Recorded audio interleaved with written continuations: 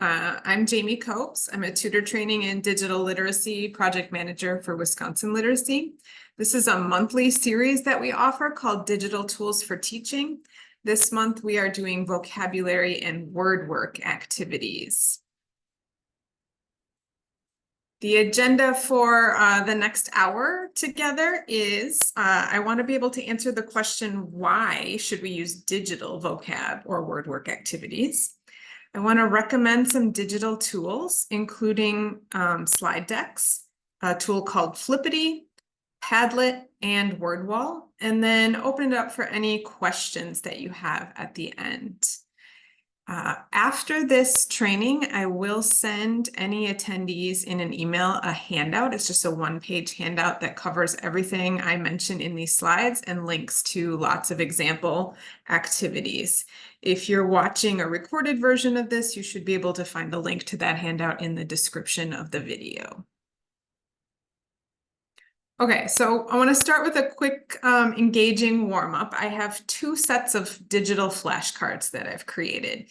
The yellow set on the left, the blue set on the right.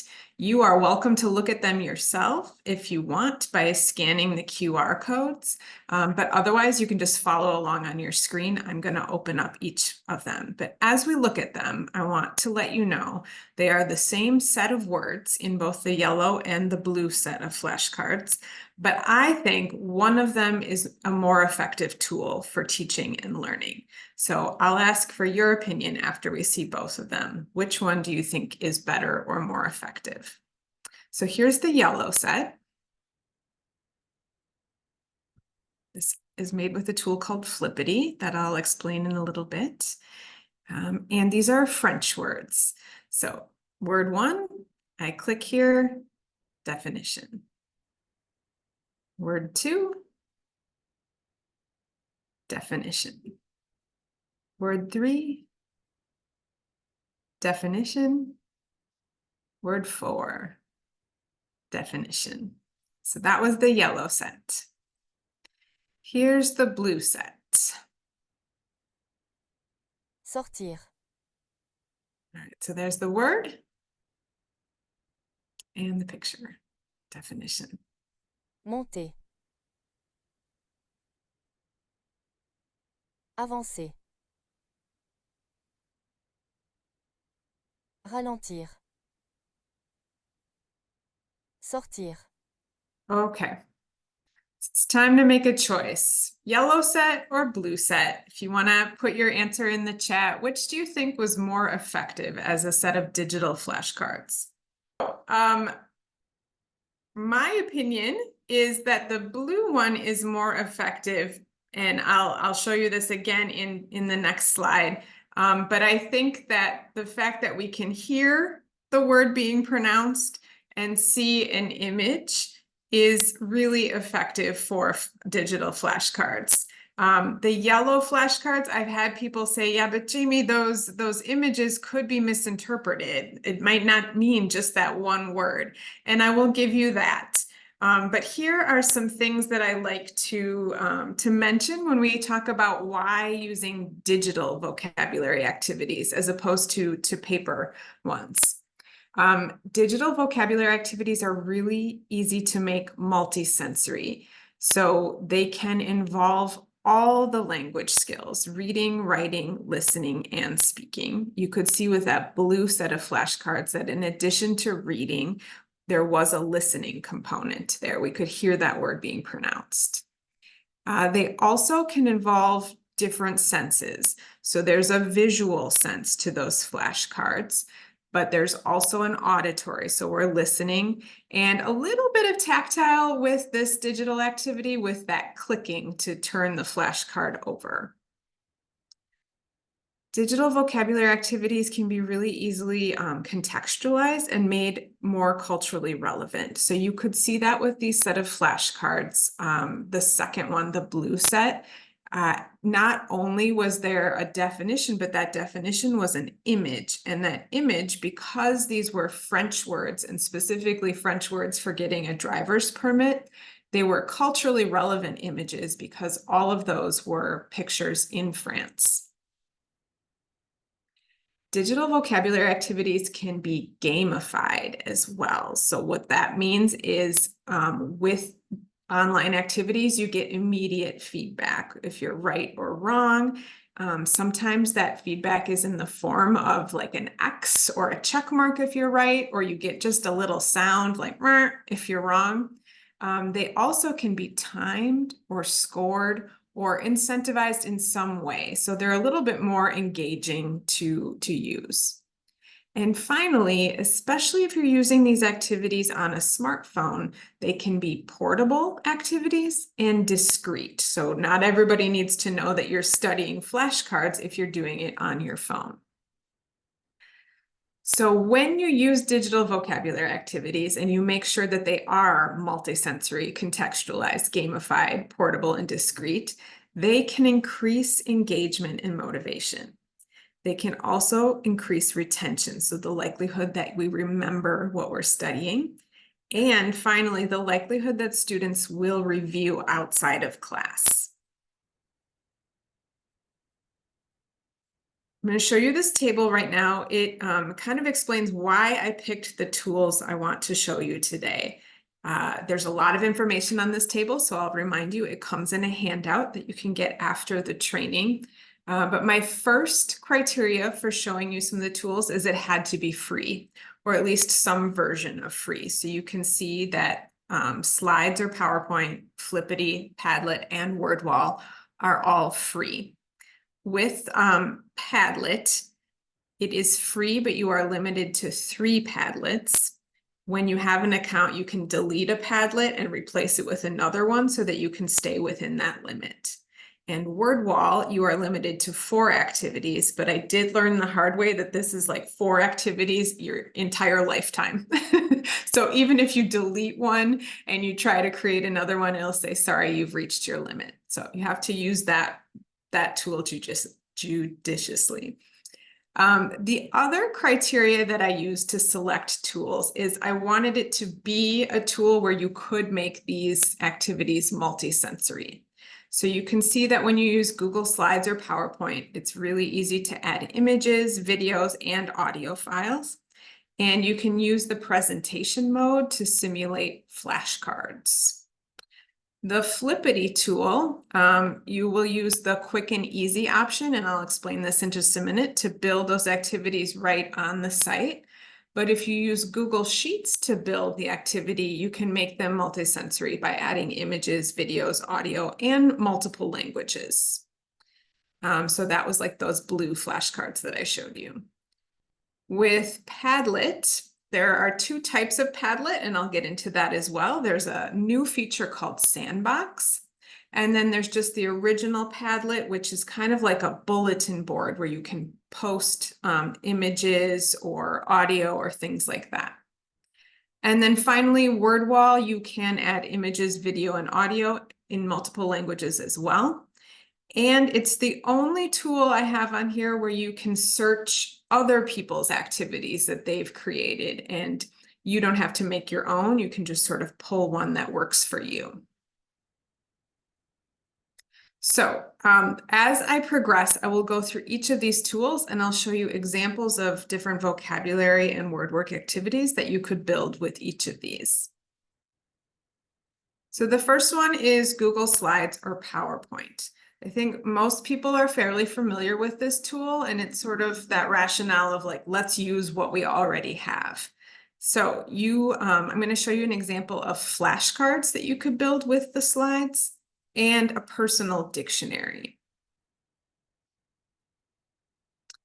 Here's an example of flashcards. You'll see that they're the same words that I used in that set of flashcards that I built with Flippity at the beginning of the presentation. If I put it in present mode, I can sort of simulate flashcards. So you see the picture, and then we want to guess the word. The word is sortir. Here you can see that I've inserted audio, so we can hear the word being pronounced. It takes me to this Google search, and it will play there. Another way to insert audio, here we go again, picture. The word is monter. You can insert a video right here. Monter. and it will be pronounced for you. monter, Monter. Again, image and then word with pronunciation. So with Google Slides or PowerPoint, it is fairly easy to make these multisensory so that we have the image, we have the auditory, and we have the clicking to simulate the flipping of flashcards. Here's another activity, a personal dictionary. So often we have learners make lists of new words that they're learning in a notebook, but they can just as easily build some digital skills by making a personal dictionary with a slide deck. This one was not built by students. This one is actually a collaboration among teachers, adult educators, to build a digital skills glossary. So it's quite extensive, but I'll show you some options that you can use with slides then is a table of contents. So this dictionary or glossary has a table of contents and all of the words in it are grouped thematically. So instead of alphabetically, we have themes. So if I go to, for example, the email and messaging set of words, this is the list of words that are in there. And then the other option that I wanted to show you with this is if I scroll through these words, so this word is a little bit tricky. This is a symbol, it's at, but then the next word is attach, attachment, BCC. But you'll see that every slide in this personal dictionary is a template. So you could easily create a template for students to complete as they're keeping their personal dictionary. So the template here is the word in the left corner, then the definition, then use it in a sentence, and add an image to support your understanding. You'll also see that each of these has a microphone symbol, and if I click on that, it takes me to a link in Google that will pronounce that word for me. So again, these are multisensory. I'll stop right there. Are there any questions about using Google Slides or PowerPoint for vocabulary activities?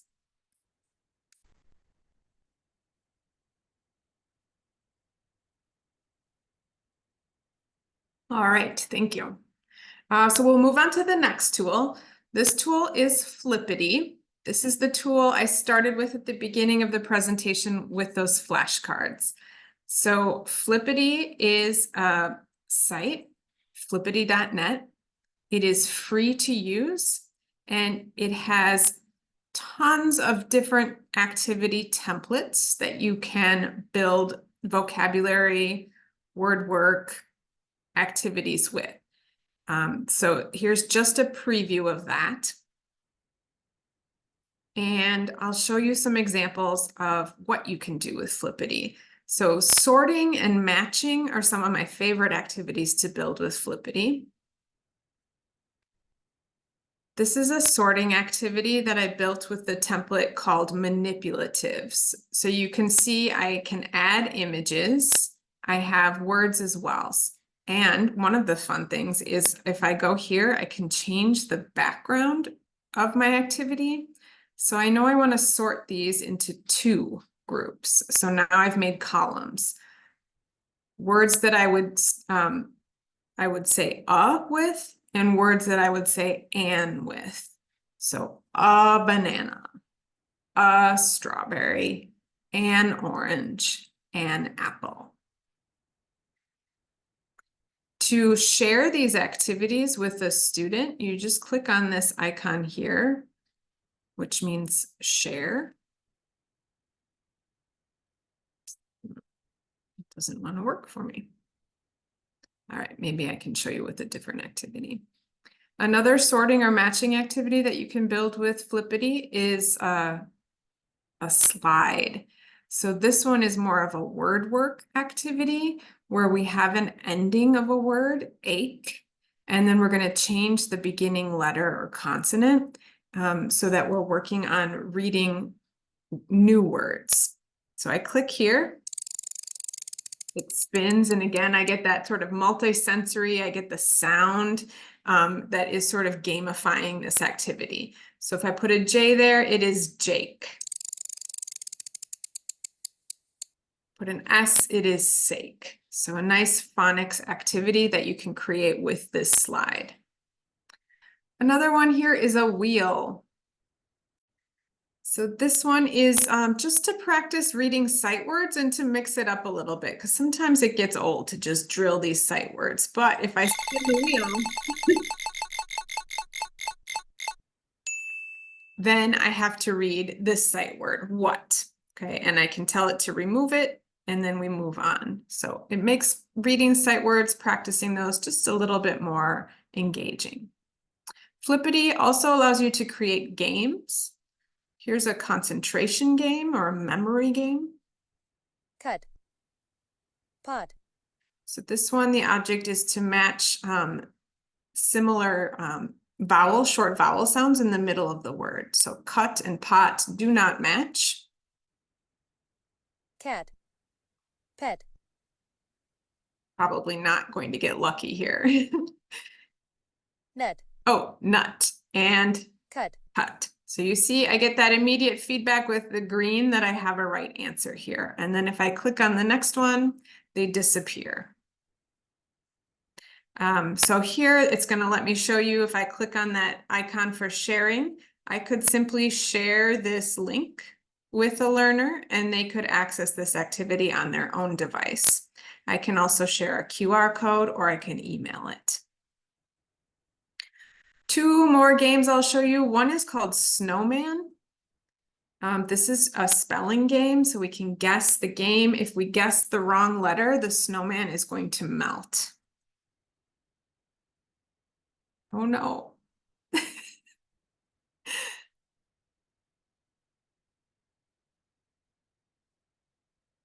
One more vowel. Okay, so there I was correct. I have an I. I'm gonna keep the suspense there and not finish this, but if I got the word right, the snowman would be built back up and all would be well. Last game, tic-tac-toe. Here's an example of how you could play tic-tac-toe with past tense irregular verbs. So the goal of tic-tac-toe is to get 3 in a row. If you're playing with a partner, let's say I click on 1A.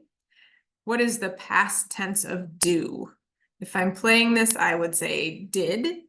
I can check here for my answer, and then I got it right. Let's say I'm an O. I tell the game to put an O there. Could go here. What is the past tense of I am? I was. Let's check if I'm right. Yes. And that would be my partner.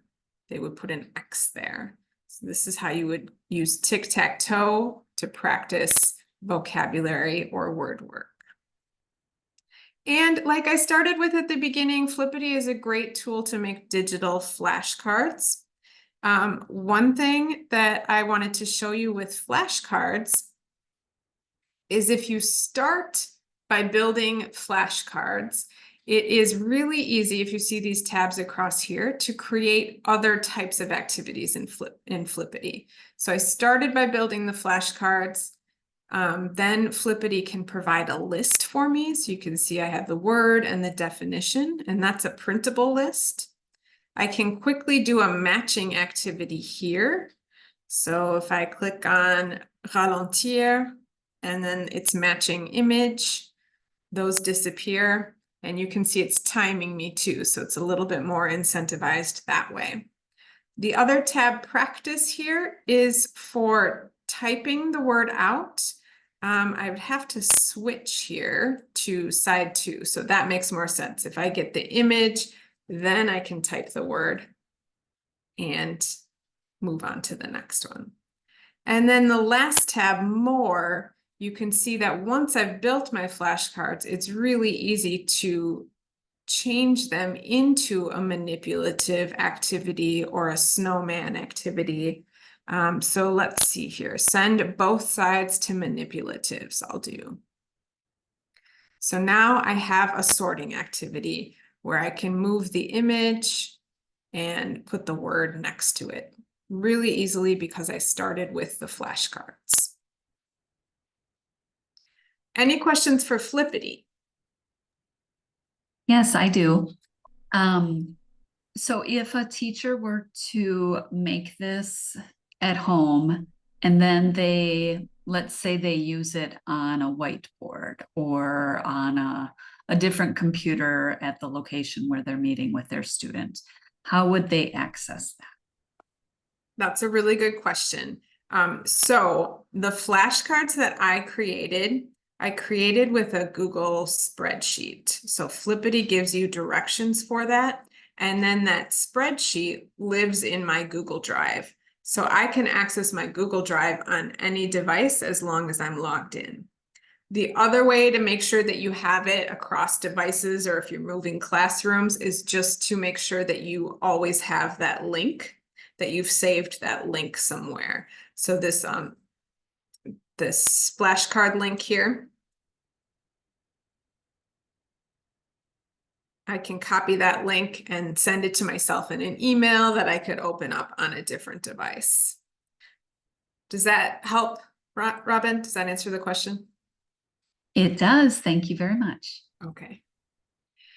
So I'm going to save time at the end if you're really curious about how to build a Flippity activity, but I want to point out there are two different ways to use Flippity. The first one is what Flippity calls the quick and easy way. So you can create the activity right on the website, but it only allows you to put text in. You won't be able to put in any auditory components or any images. You can bookmark it or save that link, like I was explaining earlier, for later use, but you won't be able to go back and edit it. It's just sort of a one-time quick way to create an activity. If you use Google Sheets, which is Google's version of Microsoft Excel or like a spreadsheet, you can create that activity on your Google Sheet, which saves in your Google Drive. It is a way that you can add sound and images. You can change colors and fonts, and then it's saved in your Google Drive for later if you want to go back and change that activity. I will just show you on Flippity all of the activities. Let's see if I go to the manipulative one. All of the activities have a demo that you can look at, so an example, and then instructions. So if I click on instructions, you can see here, I do have an option for quick and easy. So I could just put my words in there, or I have instructions for how to do it with a Google Sheet. So if you follow these step by step, there are some, I would say adding the images might be the most challenging digital skill for a teacher to do, but they go through it very thoroughly here, step by step, how to do it. Also in the handout, I've included some videos on how to add images to your Flippity activities. Okay, so we'll move on to a third tool. It's called Padlet. Padlet is a sort of a digital bulletin board. So you can post things, you can sort of pin things on there. It is a good tool to use to make a personal dictionary. So we've seen lots of other versions of personal dictionaries, but here's the Padlet version. This was created by an English teacher. And the way it works is across the top are the words the class was studying. And then the assignment was for the students to add a post that had an image in it that was a good example of the word, and then put the word in a sentence. So my favorite here is under polarization, this argument about pineapple. Pineapple cannot be anywhere near a pizza. Okay. And then the student's sentence, the argument about pineapple on pizza led to a polarization between people who support it and people who hate it. So I can clearly tell that the student understands the word polarization. This was a class assignment, but this could easily be just an individual personal dictionary as well. So same idea with the words in columns and then sentences and pictures underneath. Another way to use Padlet is for matching or sorting. I'm going to show you this as I'm calling it Padlet Original. So this is always what Padlet has been able to do. And I have created this Padlet, and then I can add posts down here with this plus sign. So that's what I did. I added just a post that says banana, but then banana. Padlet allows me to insert an audio file of me saying that word. So this is a great way that Padlet lets you make multisensory activities. Same with strawberry. Strawberry. And then you can see they're very easy to sort of click and drag. So that way I've created a sorting activity. So if I can drag the word strawberry to the image, come on, strawberry, to the image of strawberry, whoops, that I've created a sorting activity. The other way I can do it is I can tell it to connect to a post. And I can draw lines like that. I'll show you here too. I have this kiwi one. Well, let's do the orange one. And so you can see that the word orange doesn't have the audio file in it yet.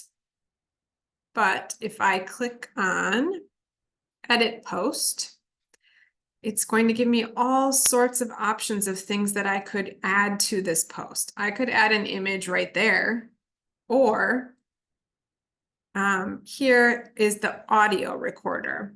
I can't go any farther than this right now because I'm using my computer's microphone on my Zoom call, so it won't let me use the microphone here. But it's a very simple click here. You speak the word orange, you hit stop, and then it embeds it in your post. Padlet has created now, it's called a sandbox.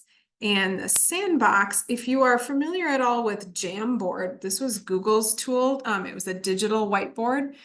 Sandbox is very much like that. So it allows people to be in the same Padlet together and moving around the objects in it.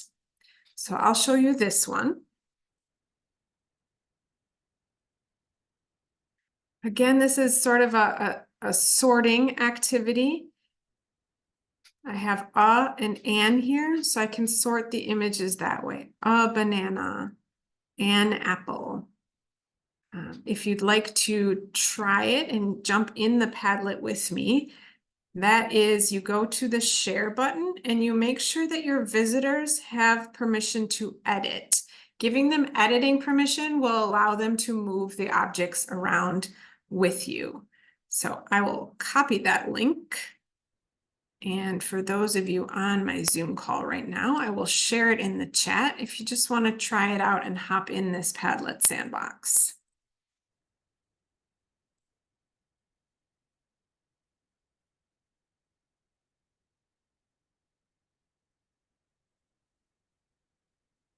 All right, so I can see somebody's in there. Awesome. And you're moving avocado. Great.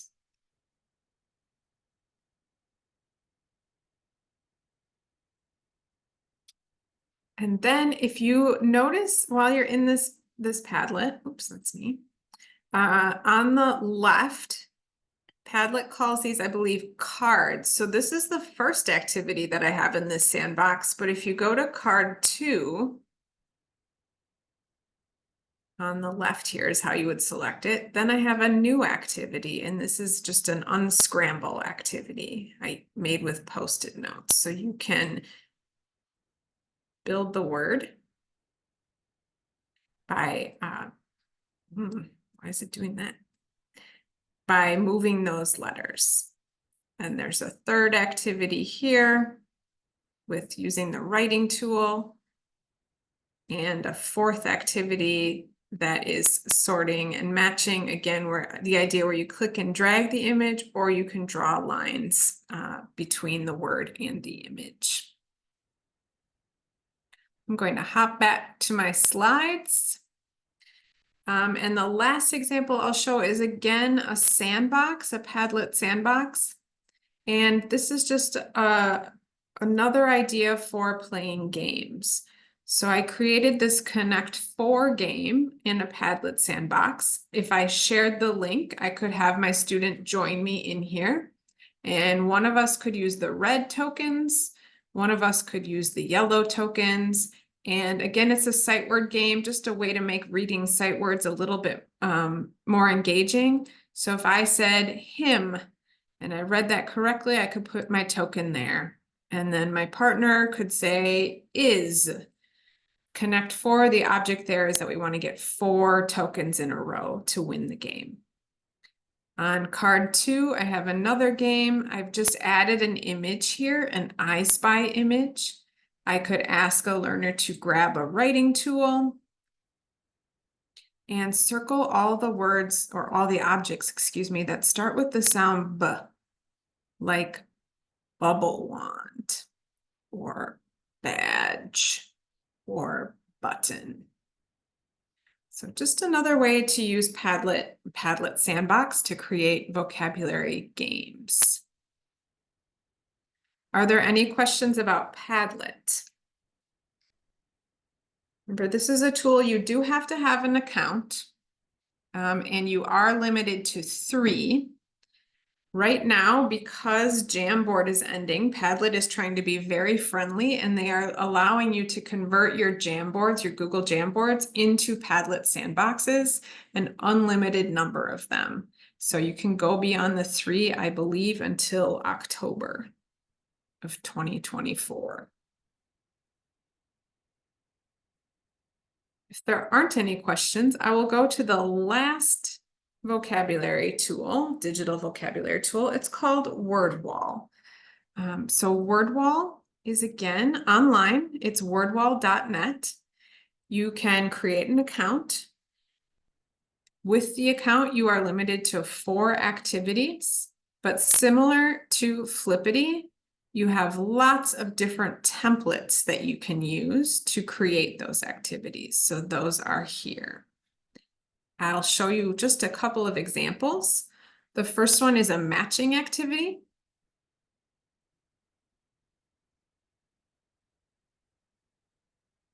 Maybe. I think it's probably because I have so many activities open right now. And my computer is like, what's going on?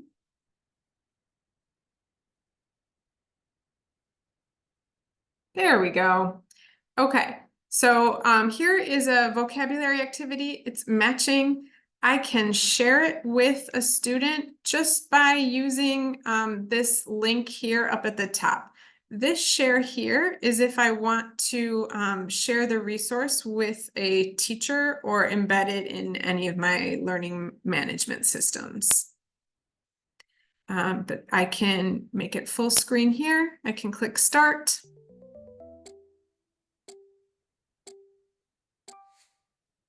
Vinegar.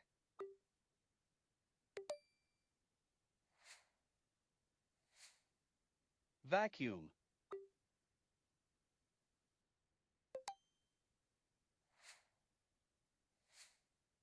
Toilet brush. All right, so I will stop that, but you can see Garbage bags. you can see that it was giving me feedback when I was right or wrong.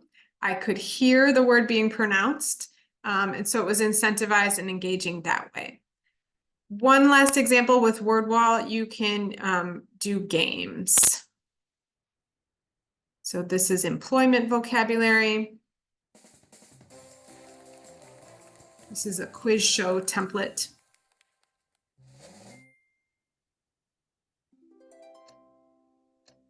So not shy.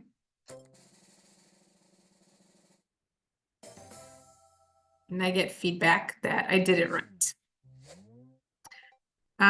Another thing I wanted to show you is that you can see that this is a game show template.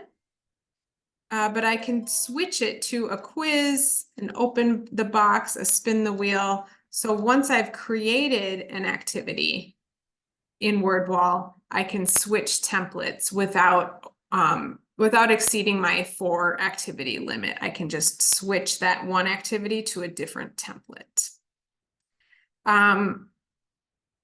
In order, they've changed it a little bit. This was the one tool I told you where you could find other teachers' activities and use them. In order to do that, they make you have a paid version of WordWall, but I have found a sort of a workaround for that. If I just Google WordWall activities for colors or whatever topic I'm looking for, I can find other teachers' activities just by doing a quick Google search that has WordWall activities at the beginning of it. Any questions about WordWall?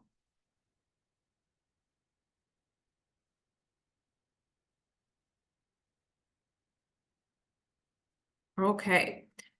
2 bonus tools that I want to add here. I won't spend a ton of time talking about them, but these are 2 tools. If you don't have time to create your own digital activities, these are sort of my go-to, like, let's see if these sites have something. The first one, WordHippo, is just an online dictionary, but it's an online dictionary with lots of different options. So you can see it has a synonym option. So what's another word for, and I can't think of a word off the top of my head, but you could put it in here. It has an antonym. So what's the opposite? It has a definition tab, a rhymes tab, sentences, translations, pronunciation. So lots of different options in this online dictionary. Learning Chocolate is a resource where you can find vocabulary activities that are already built. So for example, medical professionals. I can play the pronunciation of the word. ENT doctor. Ooh, these are hard words. Geneticist. I can also then go up to these top tabs and there's always a match, at least 3 activities. So there's a matching activity here. Ear, nose, and throat doctor. And I can match that. Ear, nose, and throat doctor. There's a other matching as well. So this one I'm dragging. This one I'm just listening to both of them and matching them. Fill in the blank and a dictation. So I encourage you to explore Learning Chocolate for lots of different categories of vocabulary words.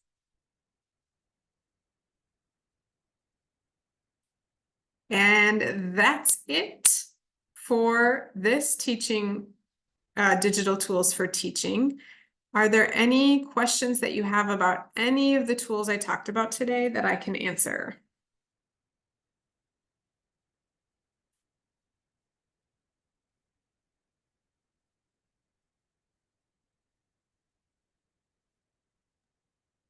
Would you mind going back to the slide that it was like the second or third slide that had a chart that showed the tools and whether or not they're free or?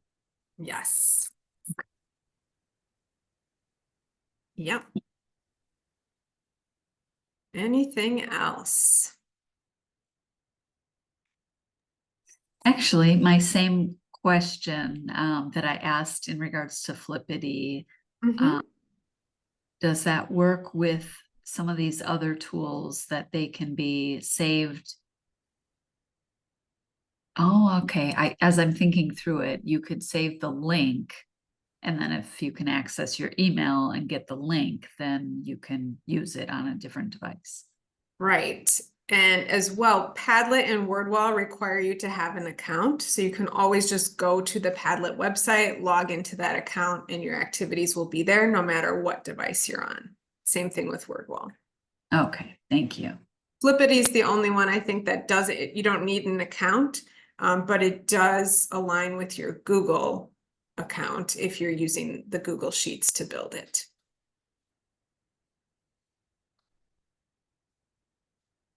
Okay, if there aren't any other questions, I just want to do a plug for next month's digital tools for teaching. It will be October 31st from 11 to noon. And I will go over some tools that you can use for listening, speaking, and reading fluency activities. You can register for that by going to our tutor training page. There's a QR code here. And if you are attending this training live, in my follow-up email, I'll send a registration link for that as well.